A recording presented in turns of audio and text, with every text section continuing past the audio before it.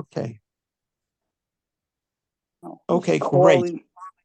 Okay. Okay. I spoke, everybody, I spoke with Shuli this morning, and she's going to uh, write to me, to send me an email about how all of this works so that everybody could get access. I know Moshe Levison's not going to be here today, and he asked that I record it, so it's being recorded.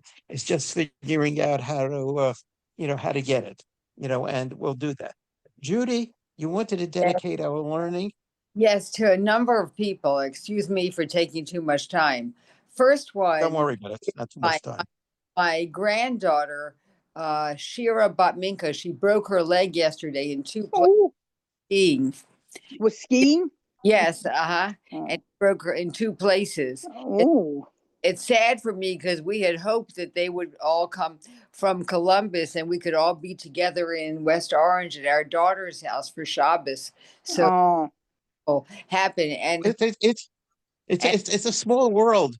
I have one of my good friends comes from Columbus, Alan Axelrod, his name I is. don't. He lives in New York, and the other person is I have a cousin who's married to a guy named Wallach from Columbus. So I'm sure that it's too big and you don't know any of these people, but I Right. thought I would mention it. Know them, no. And the other one is her sister. Her big sister has oh, two.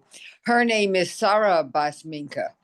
And the other two are really people really in critical need of refuah shalema, more so than fluent skiing accent. The other is a soldier who is a co-soldier with our great nephew. And Hamas detonated an explosive, and is badly condition. Yehuda ben Leah Rachel. Yehuda ben One is Leah Rachel. Teddy sent it from a boy who was hit by a car in Muncie. Shulam Eliezer HaKohen ben Chana. Thank you. Wow. Okay. All And right. So that we should, I have one. all of these people. Oh, all of these people should have a refuah shlema. Thank you. Amen. You wanted to say something, Felice? Yes, I just want to say one of my cousins was in unfortunately, in a pretty bad car accident. So I'd like to have her name added also. Her name is Blima. Okay, so we're dedicating our learning to all of the Judy people and all of to Felice's person as well. We're dedicating our learning. Blima Baschana Pesel. Okay, great. Okay, and we dedicate our learning to all of these people. Thank you. And they should have a refuah shlema, and we always pray for the hostages. Oh yes, definitely. I noted today's another horrible milestone. It's 1 year, 100 days today. Wow, horrible. They've been captured. I mean, 1 year and 100 days, which is a year and almost a third, or somewhat less than a third. Yes. Okay. 3 months, right? Over 3 months. Yeah, I mean, it's just terrible. Okay, so we're going to start learning I have a variety of material about about serving in the Israeli army and the mitzvah of doing that and what the reasons for opposition to it might be. So halachic objections. So Teddy, would you like to lead off? Yes. I just want to make a comment that in the Bible, with the 12 tribes last Vayechi, and when Yaakov was blessing all the different children, he was blessing them with specific strengths and specific blessings based on their skills and based on what Hashem has given them. I think it's Shevet Gad or Zvulun. Zvulun is the shipping, the business people, and there were other. No. That's what Yisachar. Yisachar, okay.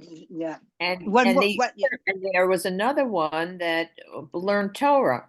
So even we could learn from the Chumash Yeah, that, okay, Oh, but no, you're I such think a this will Zulu as all a be business one. but hold on discussed. a But let second. me, I can't, my point was that, that Mhm. even we could learn from the Torah, and we'll see what this says, but there are certain, skills that people have, and I Oh, hope that's that very it says interesting. that. okay, let me start this. I'm sure That's this is all very going to be interesting, covered. Hetty. Okay, but here's the thing, okay? That the Torah also says very specifically for there are two types of wars.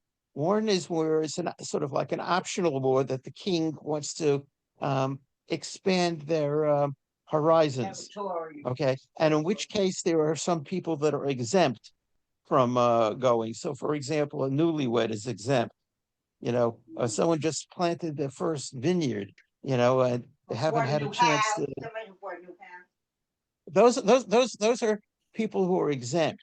But for a defensive war, okay, it is said that they even take a person, they recruit someone, from their marital bed, to say we don't care that you just got married.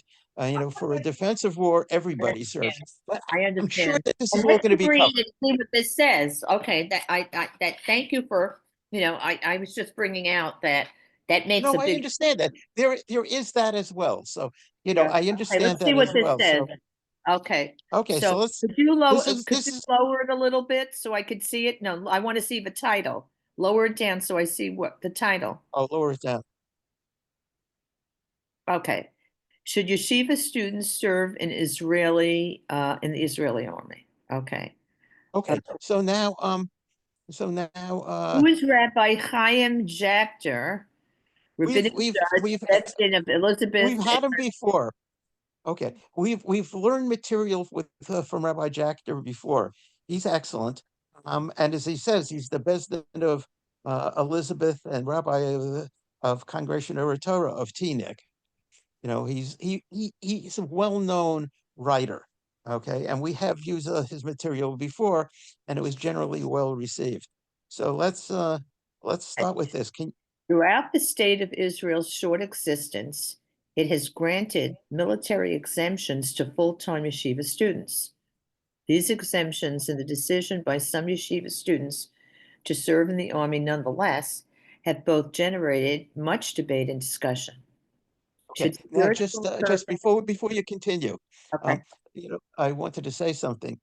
Originally, when pre-state, pre 1948, a bunch of rebbes went to Ben Gurion, and Ben Gurion, I said, listen, this is post-Holocaust, and that the yeshiva world has been decimated, and that, can we exempt them from learning? Now, Ben Gurion said to himself, okay, there's a couple of hundred of these people. What difference does it make? He thought he never imagined that there would be tens of thousands of these people who are not serving in the military. And what year as an was that? additional, That was in what year was that was in 1948. okay. And so, or maybe 47. And so he agreed to do that.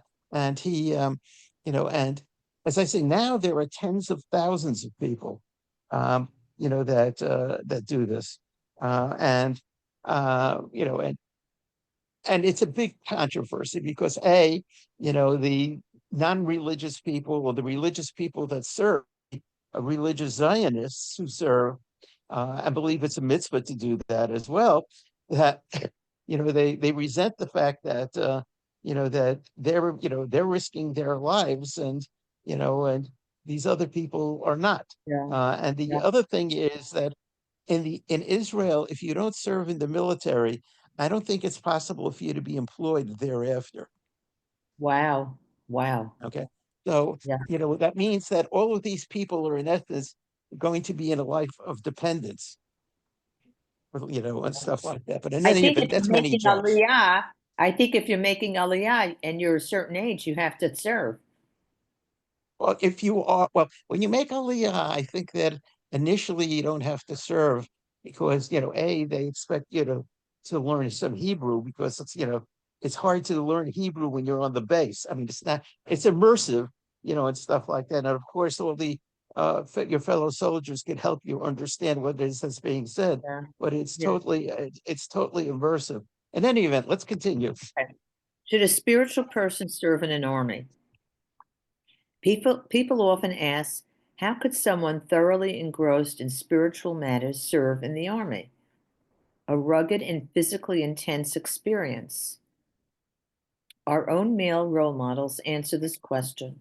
Abraham, Moshe, Yehoshua, David all scaled the heights of spirituality, yet they excelled at waging war. The Gemara Moed Katan 16b describes this phenomenon. David would soften himself as a worm when he studied Torah, but he hardened himself like wood when he fought in war. Rabbi Yehuda Amital, Ha'alot Ma'akim, pages 62 to 63 He was one of the founders of the Shiva Hearts Etzion. cites David's He was not model alive. as a paradigm for Hesder students. They grapple with We all know what Hesder students are, Yes. Teddy. students that are studying in the They study for X number of years. They serve in the military for a period of time as well. I don't know if it's simultaneous or whatever, but it enables the religious Zionist um, students, to study Torah, and they have these special yeshivas, and frequently what happens is that you'll have a whole group of these students, they become friends, and they go in as a unit. Frequently, for whatever reason, I don't know why, they tend to like to go into the tank corps. A lot of these people, which is dangerous stuff. But in any event. Rabbi Yehuda Amital. Oh, you did grapple that with already. this. They grapple with the subtlety of great Talmudic commentary. I'm sorry, subtlety. They grapple with the subtlety of great Talmudic commentary, such as Kutzot, Net, Wait a second. Evod. Wait 1 second. I'm lost here for a second. Rabbi Uh, Yuma uh, cites David as a paradigm. Rav Can you start again Yehuda, from Yehuda Amital? yeah, David's model as a paradigm for Hesder students. They grapple with the subtlety of a great Talmudic commentary such as Kutzot, Netivot, or Reb Chaim, while on the other hand serving with great distinction in the Israeli army. Indeed, it is widely reported that the religiously observant soldiers comprise a significant percentage of the junior officers in certain Israeli army units, although these officers do not necessarily participate in the Hesder program. Other sources similarly describe holy people as potent warriors. The Rambam, Hilchot Melachim, chapter 11, presents a profile of the Messiah. He studies Torah and is devoted to the written and oral Torah. He will compel the entire Jewish people to follow the Torah, and he will lead the nation in battle. The Rambam, Breshit 26:29, explains what motivated Philistine kings to make covenants with other forefathers who led a small nomadic tribe, seemingly posing little threat to the Philistine emperor. Abraham was very great and mighty, as he had in his house 300 sword-bearing men and many allies. He himself was a lion-hearted soldier who pursued and vanquished 4 very powerful kings. When his success became evident as being divinely ordained, the Philistine king feared him, lest he conquer his kingdom. And the son emulated the father, as Yitzchak was great like Abraham, and the king was afraid to fight him, lest the king be driven from his land. Aside from these individuals, The Bible contains other examples of wars where the spiritual elite fought.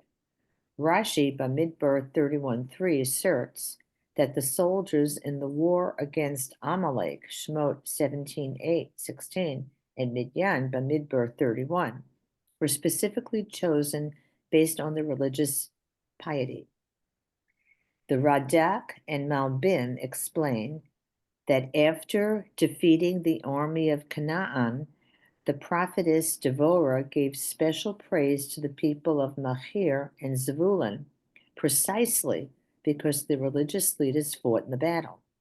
All of these sources clearly teach that no fundamental problem exists with spiritual leaders serving in an army.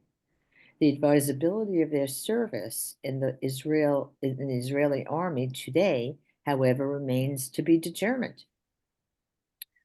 The model of the Okay. tribe of Levi. Somebody else want to read? Yeah, You want- okay. Milt, would you like to pick up? Sure. Could you just increase the optics here? I need it a little larger. That better. Okay, yeah, that's okay. That'll do. The model of the tribe of Levi. Some point to the tribe of Levi as a model for those who study and teach Torah full-time while never serving in the army. Indeed, the Rambam's concluding remarks in Hilchot Shemitah, Vayovel, Yovel. 13:12-13, depict the tribe of Levi in this manner. They do not wage war like the rest of Israel, nor do they inherit land in Israel. Moreover, the Rambam writes, being a part of the spiritual elite, applies not to the tribe of Levi alone, but to each and every person throughout the world whose spirit has uplifted him and whose intelligence has given him the understanding to stand before God, to serve him, to worship him, to know God.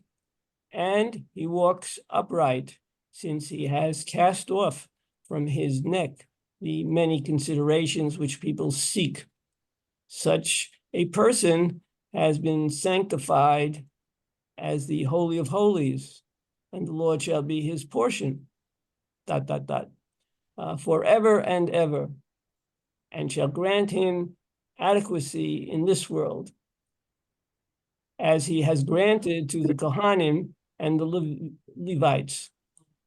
As David says, quote, "O Lord, the portion of my inheritance and of my cup, you maintain my lot," end quote. This passage is often cited to excuse contemporary yeshiva students from serving in the Israeli army. This application, however, contains several possible problems. The Rambam often ends sections of the Mishnah Torah with agadic, non-legal statements. Thus, perhaps he does not intend his comments at the end of Hilchot Shemitah, Vayovel, which conclude Sefer Zeraim as a technical assertion. Furthermore, the Technical legal assertion. as a technical legal assertion. Furthermore, the Rambam points to King David, one of our greatest military leaders, as an example of such a spiritual person. So the Rambam might not intend to apply the parallel with Levi to military exemptions. Even if one does accept such an application, it remains unclear to what percentage of the population such a grand description applies. Another header here. Did Levites actually serve in the army?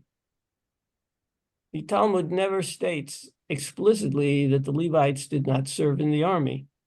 The Sifrei, that's a comments on Midbar, but Bamidbar 31-4 addresses this issue regarding the war between the Jews and Midian, but textual variants lead to opposing conclusions. Rashi's text to the Sifrei, in his commentary on that verse, understands that the Torah includes the Rabbot Levi in the army that fought against Midian. However, the Gra's text of the Sifrei reads, quote, to exclude the Hoti, the tribe of Levi, from that war. This passage in the Sifrei thus proves nothing about Levi's role in the army.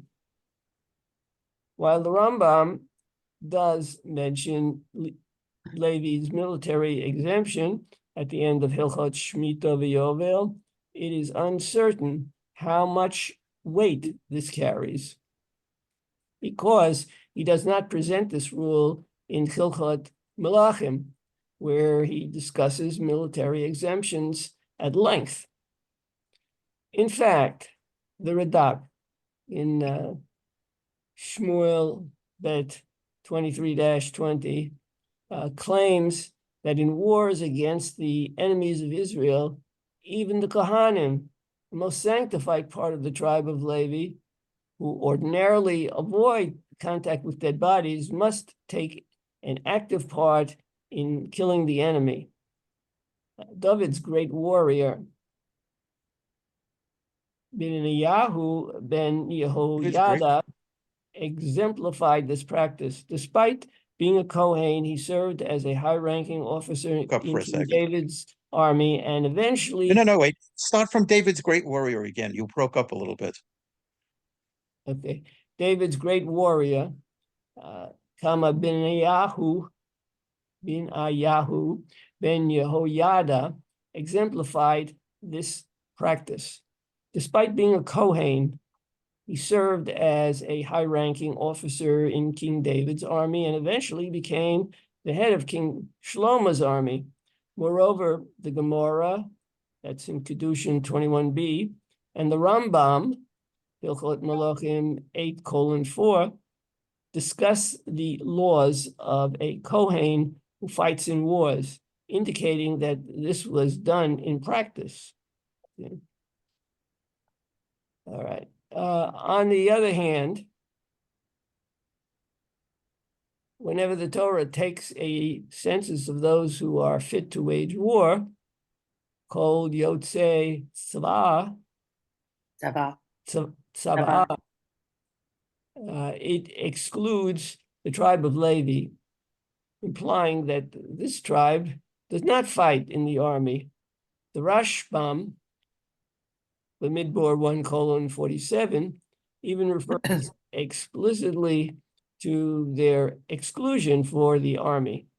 Hence, using the Levites as a paradigm for excusing Torah scholars from serving in the army remains debatable, where the status of Levi is itself uncertain.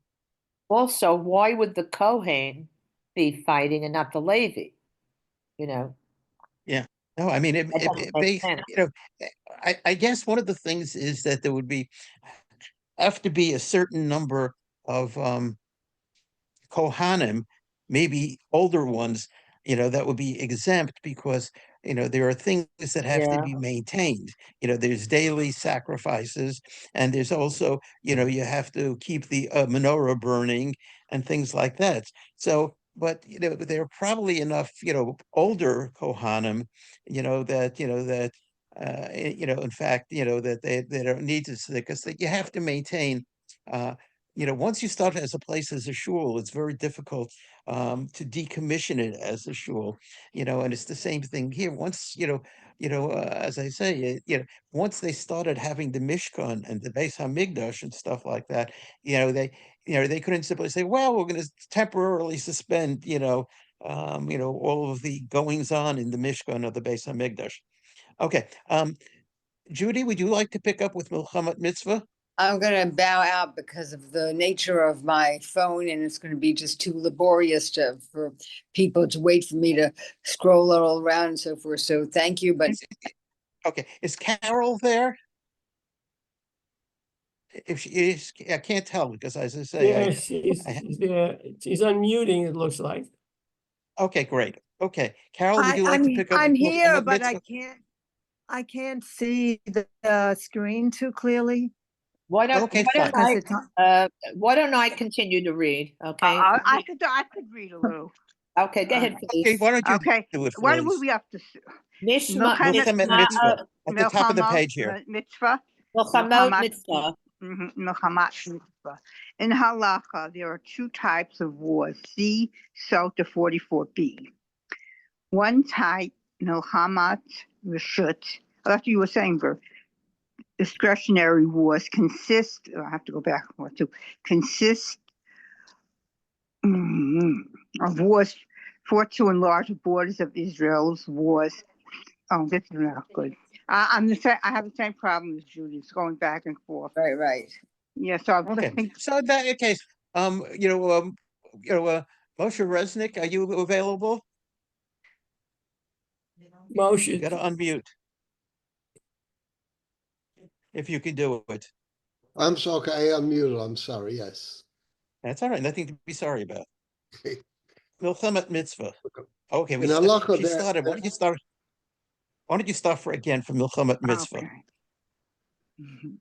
In Halacha, there are two types of wars. See Sota 44b.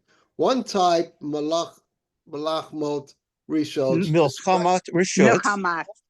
Mechamat Rishot, discretionary wars, consist of wars fought to enlarge the borders of Israel and wars fought to bring glory to its king. The other type, Mishkana Mitzvah, includes wars against Amalek and the 7 Canaanite tribes. The Rambam, Hilchos Malachim 5:1, also categorizes saving the Jewish people from enemies who have attacked them as a Melech Mitzvah. Milchemet Mitzvah. It follows from the Rambam that all the wars that the state of Israel has fought should be classified as Mechal mitzvahs, for almost everyone regards them as saving Jewish people from enemies who have attacked them.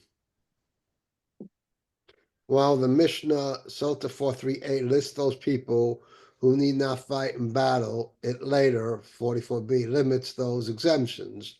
The Mishnah rules that they only apply to a Rishon, but Milchemet Rishut. mitzvah.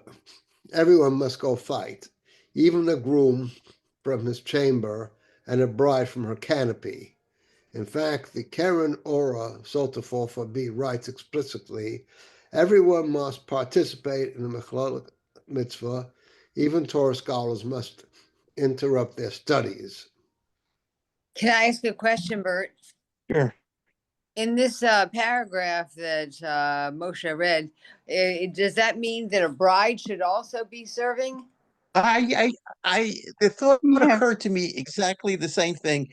My guess is, I don't know the answer to that. No, but There's a part of me, that remembers that, women had to do, I don't know if it's per se service, but they had to They- do things to help the military. So, for example, Yeah. they would cook the food, and I guess they would, mend and tend to the, I don't know, to the wounded, but they made, clothing and, and did supplementary stuff. I don't know that they actually did fighting. maybe I don't what think, about laundry? In huh? current Israel, Doing laundry. in I current mean, there were, as I said, that's one of the things, that Yeah. is amazing that nowadays, of course, that they, women do serve in the Israeli army, but Yes. I was reading you talking about laundry. It was very interesting that there's a guy who was not far from the front. And what he did is, he realized at the beginning of the war that the soldiers, it's been weeks since they had a clean uniform. So what No, he did is, he put two or three um, uh, Washers. clothes, the clothing washers and two or three dryers, in the back of his huge truck, hooked them up somehow or another to a generator, that was and very clever. and soldiers, came screaming towards him, to take 2 hours off from the battle so that they can actually have clothing that doesn't stink. I mean, it's remarkable how stuff like that had True. happened. And there are many people that spend time cooking for the military as well. Restaurants and stuff like that. I was reading about one restaurateur who has a non-kosher restaurant, and because he wanted to prepare hot meals for all of the soldiers, He he made koshered his it, right? restaurant kosher. He koshered it. So that's he kosher his, he had his place become kosher. He got kosher meat Uh-huh. or whatever it is, and he was able to serve everybody. He says, of course, I want to serve all of the, I want to serve all of the Soldiers. kosher. I don't know if let me have a little bit of a, if you want to hear this. I mentioned this to Gloria yesterday, that the first chief rabbi of the Israeli army was a really great Torah person named Goren. Okay, is Shlomo Garner. Shlomo Goren. I mean, he's sensational. Goren, um, when this is pre-state, they already had formed the army, and he was a noted Talmud Chacham, and his Hmm. name was Gorenchik at the when He he started shortened in it. the Hmm. army. Hmm. And it's a great story. I think it is. So Gorenchik, what he did is he volunteered for guard duty, and so this way he could continue writing his material. He was doing all sorts of halachic material and things like that, and he was studying and stuff like that, so he could do that while he's on guard duty. So anyway, so he, then sometime I think in late 1947 or early 1948, Ben Gurion calls him into his Ben Gurion calls him into his office, and he says that we need to have somebody who's going to be the chief rabbi of the military. And he says everybody thinks that you would be ideal. You serve in the military already, Hmm. and Hmm. you're a noted Talmud Chacham. And he said, no, I'm really not that interested. He says, your interest in it is not relevant. He says, we need you. You're going to do it. And so he says, fine. He says, I'll do it. He says, there's one thing, however. He says, we want you to have a more Hebrew sounding name. Gorenchik Uh, is too European. So he says, we're oh, gonna we're gonna interesting. call you Goren. And Goren says, okay. He says, I have a couple of conditions. One of the conditions is that I know that the vast majority of soldiers are not kosher keepers. He says, but I expect that the entire military, every army base, and all of the food will be kosher. That's why I mentioned it. It reminded me of that. And Ben Interesting. Gurion says, you're absolutely right. He says, Jewish army should be kosher. And that's the way it's been. Since then, and there was some opposition from the more secular people in the government That's not of Ben surprising. Gurion, and he says, I don't care what you say. He says, I promised Gorin. He says, and we're a Jewish army. He says, Jewish armies keep kosher. That's the end of it. And Gorin had to write tons of material about, what it is. Can you serve on guard duty on Shabbos? Well, yes, if you're part of an active military thing, yes, but not as in terms of just practice and things like that. So a very interesting man, Rav Goren. And as I say, I mentioned it because of food. I don't really know the role of women. We'll find that out. Rav Stephen is going to be talking to us, in the beginning of February. And so that could be one of the things, but he still owes us stuff about women and Birchat HaMazon, from previous stuff. So let's continue here. So I'm Well, sorry I had such. excuse me, Bert. Did you ever meet Rabbi Gorin, Shlomo Gorin? Say again, Did you ever hear him speak? Did you ever meet him? This Rabbi Gorin. Goran? Yes. No, I never heard him speak. Oh, You know, I did. He was a, he was a I read his. he was a He's, scholar in residence at Young Israel of Far Rockaway many years wow. ago. Yeah, I Oh, heard him is that what? study. What's his name? It Speak with was. What's his name? Was the who was the rabbi then? maybe Rabbi Rifkin, Shlomo Rifkin. Not what's his name? Not No, Gosh, Rackman. oh, no. Rackman. You're thinking no. You're thinking of Shaarei Tefillah. Yeah, no, that's just maybe he spoke there also. Oh, No, he was not like a scholar Wogerlanter. in What's his? residence. Yeah. Yeah, I understand what I'm saying. Is who was the rabbi? Oh, I, I Rack. know who you're I know talking that about. was. Yeah, I know. No. But he I was in forget his name. He's a Jewish philosopher. All right, why don't we right. continue onwards Okay. with that? I never heard him speak, but I did read his autobiography. A Oh, fascinating guy. Uh, yeah, anyway, let's an continue. excellent speaker. An excellent speaker. Okay. Okay, continue. Oh, I think okay. Moshe Moshe? was reading. Okay, I'll continue. Preemptive strikes. As we have already noted, the Rambam considers defensive wars to be milchama mitzvahs. It is unclear from his language if this includes preemptive strikes to deter a threatening enemy. Determining the status of such wars is critical for establishing whether those who are exempt from milchamos rishos must take part in such attacks. In order to understand the status of preemptive attacks, we must first solve a more basic problem. The Rambam's categorization of a war is to defend the Jewish people as a milchomet mitzvah appears to contradict the Gemara, Sota 44b. The Gemara considers attacking a nation to prevent it from eventually attacking Israel, a milchomet rishos. Explaining the Rambam's ruling in light of this passage in the Gemara determines the status of preemptive attacks.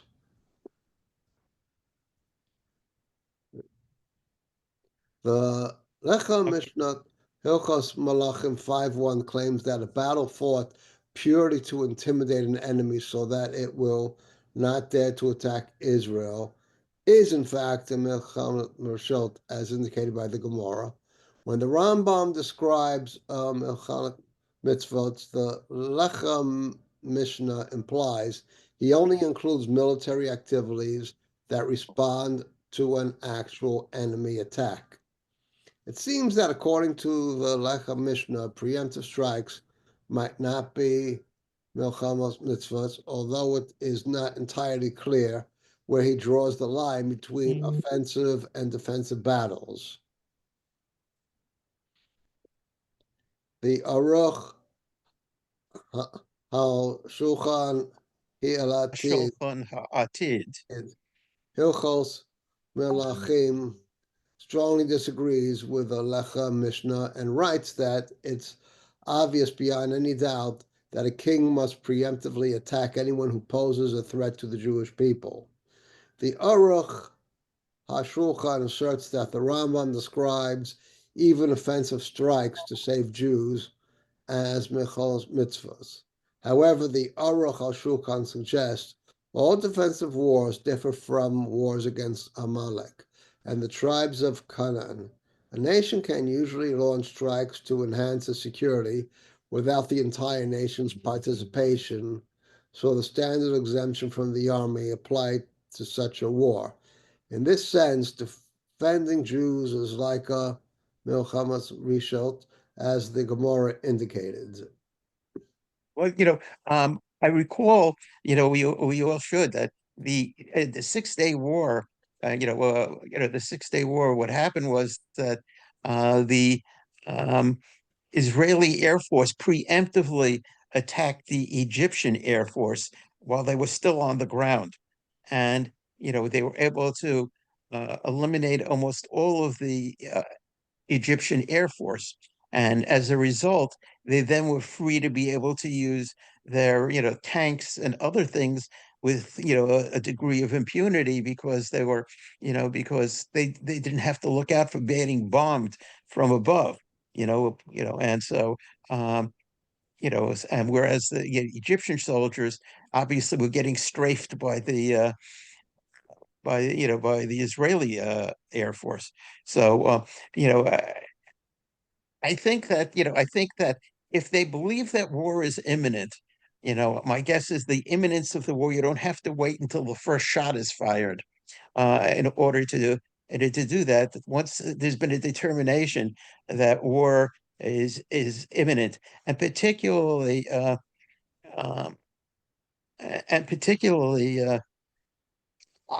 you guys are interested. I have a cool little story that was told by Rabbi Kellemer from the Young Israel of West Hempstead. Rabbi Kellemer Zichrono Livracha. He said that to show you preemptively what you need to do, is he was at a yeshiva. Uh, he was in yeshiva in Israel, in Yerushalayim. And I don't know the name of the yeshiva. And his yeshiva was located so close to the Jordanian border. Then they wanted to entertain themselves. They looked out and looked at the Jordanian legionnaires, marching around across the border. He says only a couple of 100 feet away. And he said about a week or so before the Six-Day War formally broke out, Yitzhak Rabin shows up, who was chief of staff, shows up at the yeshiva and says, and he says to the Rosh Yeshiva, he says, war is going to break out soon. You're on the border. You're going to be on the border of the fighting. It's going to be unsafe. He says, so I've got a bunch of trucks here. I'm going to move the entire yeshiva to an Oh underground my bunker goodness. that I made. Okay, and so Wow. he moved the he moved all the Sfarim and also all the people and the Rebbeim into this That's bunker. And interesting. Wow. and then he said, then this is Rabbi Kellemer's telling the story. And the war broke out, and he says about a week after the Six-Day War ended, Rabin shows up at the bunker where they were all located and say, "Thank God the war is over, as you all know." He says, "I'm prepared to move you back to your original location." He says, "It's no longer on the border with Jordan." He says, "You're not going to see any You, legionnaires." And then he says they drove him and all the Svarim and Sifrei Torah back to the original location. And he said that, he says, it's a good thing we moved, of course. He says the yeshiva walls and everything were pockmarked with bullet holes, and stuff like that, mm, which they had to repair. And things like that. He says it's clear. He says that we would have suffered significant penalties, and he says, and that's one of the things. He says that all of us in the yeshiva owed a debt of gratitude to Yitzchak Rabin, and that's that's why interesting. one of the reasons why and that's one of the reasons when he was assassinated.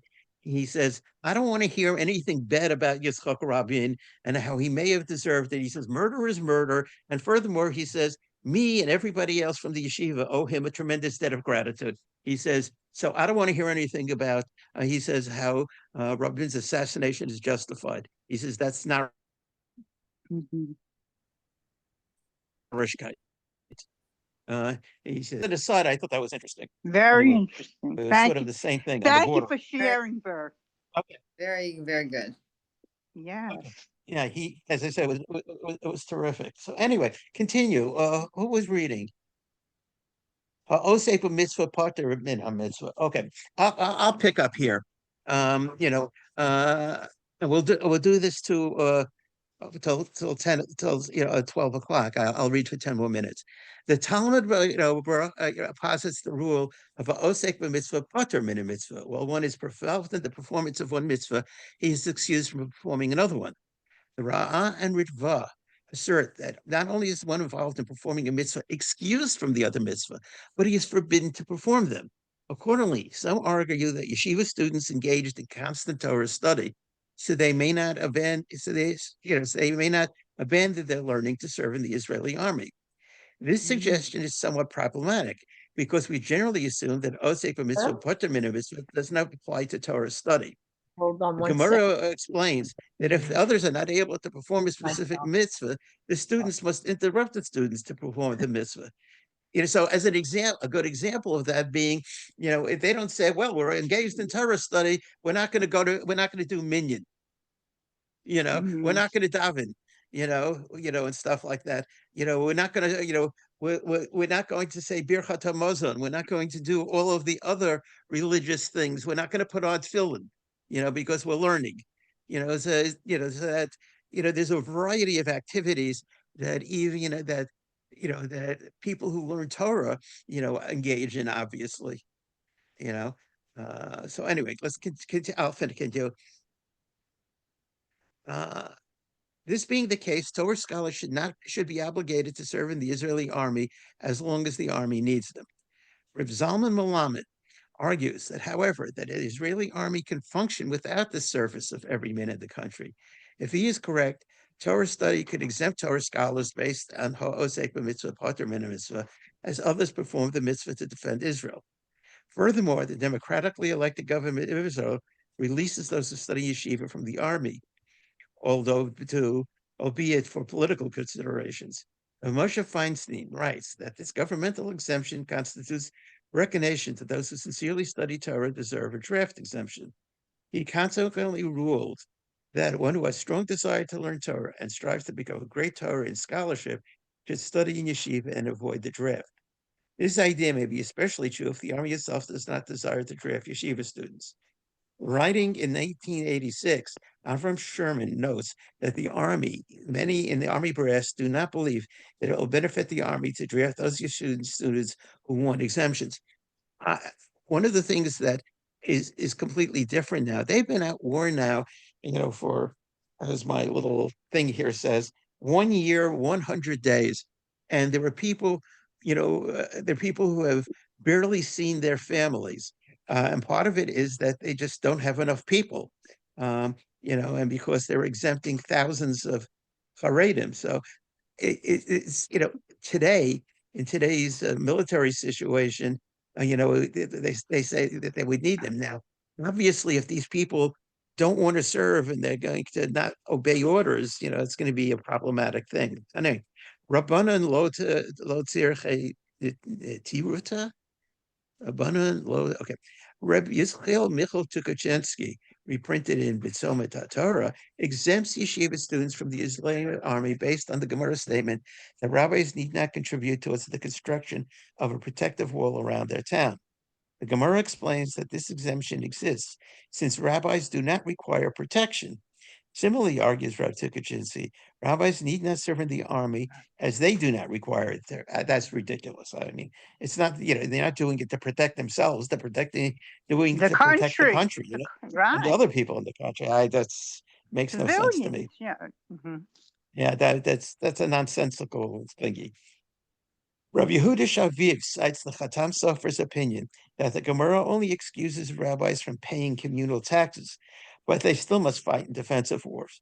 Rav Aaron Lichtenstein also asserts that one should have to reach a very high spiritual level to fall into the category of those who do not require protection. But yet even people like Yehoshua fought in the military, I mean, So they're it's a saying very that high level. because they're holy, that they don't have to serve because we're not really protecting them.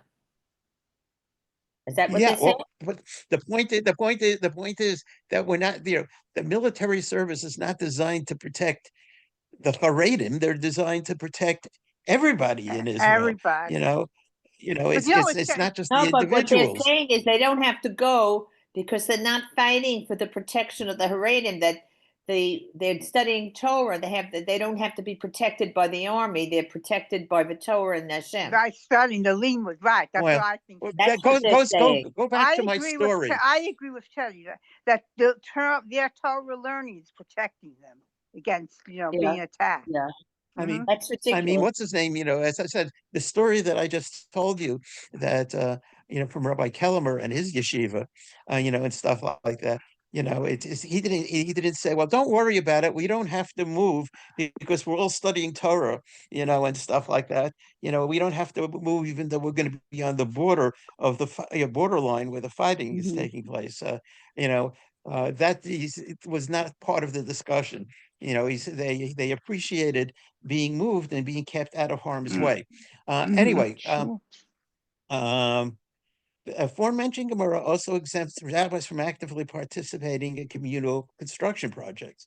Rav Tukachinsky bases the exemption of you students, the Steva students, on this halacha as well. Rav Shaviv, however, claims that the Rambam cites this halacha, yet he never compares communal construction projects to military service. Hence, Rav Shaviv argues Torah scholars are not exempt from military service. Regarding the Israeli army today, one might suggest that Rav Tukachinsky and Rav Shaviv's debate depends on the type of unit in which one would serve. Combat unions involve directly defending the people of Israel. Their soldiers do more than just routine community service. However, those soldiers who have profiles numbering lower than 72, I have no idea what that means, may not serve in combat units.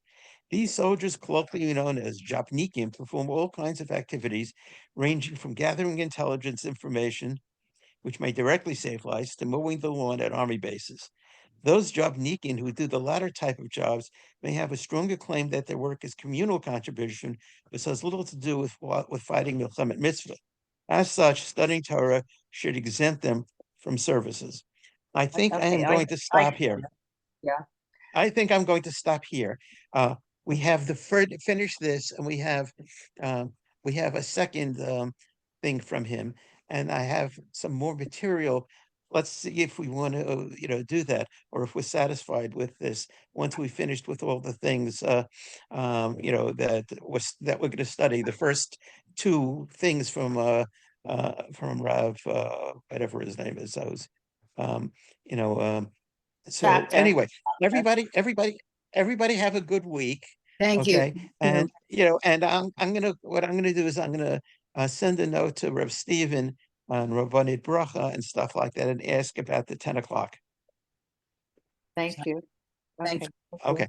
I'll do that. I'll do that almost immediately so that this way I don't forget.